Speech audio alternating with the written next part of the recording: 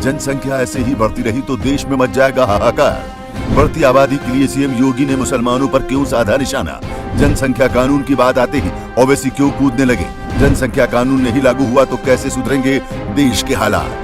देश में तेजी से बढ़ती आबादी का मुद्दा समय समय पर उठता रहा है, लेकिन वो मुद्दा राजनीति का हिस्सा बनकर रह जाता है। लेकिन इस बार मुद्दा सीएम योगी आदित्यनाथ की जुबान से निकला है तो साहब समझो दूर तक भी जाएगा। ऐसा हम इसलिए कह रहे हैं कि योगी ने अभी तक मन से जो कहा वो करके दिखाया है।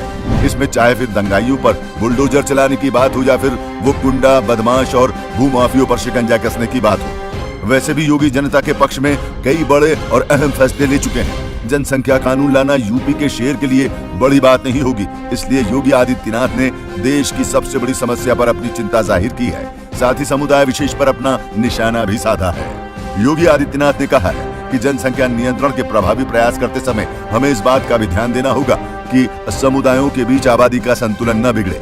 ऐसा न हो कि एक वर्ग विशेष की आबादी तो तेजी से बढ़ जाए और जो यहाँ के मूल निवासी हैं उनकी आबादी कम हो जाए। ऐसा होने से अराजकता जन्म लेने लगती है।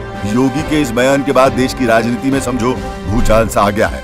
सीएम योगी के इस बयान पर AIMIM के अध्यक्ष असदुद्दीन ओवैसी भड़क गए और बोले कि क्या मुसलमान इस देश के मूल निवासी नहीं है? अब उनके पेट में दर्द हो भी क्यों ना साहब, उनको डर है कि अगर जनसंख्या कानून लागू हो गया तो उनकी राजनीति ही खत्म हो जाएगी। वहीं एक वर्ग विशेष का खुद को हितैषी मानने वाले अखिलेश यादव भी योगी के बयान पर अपनी प्रतिक्रिया देने में पीछे नहीं रहे। उन्होंने भी जनसंख्या कानून पर अपना दुखड़ा रो ही दिया। इतना ही नहीं, समुदाय विशेष को खुश करने के लिए अखिलेश यादव ने कहा कि अराजकता आबादी से नहीं बल्कि लोकतांत्रिक मूल्यों की बर्बादी से उपजती है। भले ही जनसंख्या नियंत्रण कानून सभी जाति धर्मों के लिए लागू करने की बात होती हो, लेकिन इसकी चर्चा आते ही समुदाय विशेष के लोग सदमे में आ जाते हैं। इस बात का अंदाजा आप ऐसे लगा सकते हैं कि अभी सिर्फ यूपी के मुखिया योगी आदित्यनाथ ने जनसंख्या को लेकर बयान ही दिया था कि मीलों दूर बैठे सपा सांसद की बौखलाहट सामने आ गई और बोले ये सब अल्लाह की देन है। यहाँ तक कि अपने बच्चों का खाने पीने तक का इंतजाम अल्लाह ऊपर से करके भेजता है। ये बात अलग है साहब कि बेरोजगारी और बढ़ती महंगाई के लिए योगी मोदी जिम्मेदार हैं। देश की लगातार तेजी से बढ़ रही जनसंख्या सरकार के लिए सिर का दर्द बनी हुई है।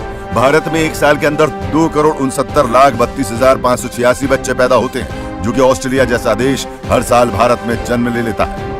जब इस तेज रफ्तार से बढ़ती जनसंख्या पर योगी बयान देते हैं तो समाज का ठेका लेने वाले क्यों तिलमिला उठते हैं? बढ़ती जनसंख्या को अल्लाह की देन बताने लगते हैं। बोलते हैं कि अल्लाह उनके खाने रहने की व्यवस्था भी करके भेजता है, लेकिन इसके बाद फिर बेरोजगारी पर भी ढिंडोरा पीटने में पीछे नहीं रहते। सरकार को ये डर भी सताने लगा है, अगर जल्दी ही जनसंख्या पर कानून नहीं बना तो देश में बढ़ती आबादी और कुर्सी के लालच में मुफ्त देने वाली सुविधा भूखमरी की ओर ले जा सकती है। इसके जीते जागते उदाहरण अफगानिस्तान और श्रीलंका है। दूसरी ओर देश के बहुसंख्यक समाज की बात करें तो उसे भाजपा से ही उम्मीद है कि वो देश में जनसंख्या कानून ला सकती है। देश की एक बड़ी आबादी को ये डर भी है कि अगर भाजपा इस कानून को किन्हीं कारणों से नहीं ला पाती है तो देश की दूसरी राजनीतिक पार्टियां इस कानून को कभी नहीं ला सकती और देश के हालात बिगड़ते चले जाएंगे।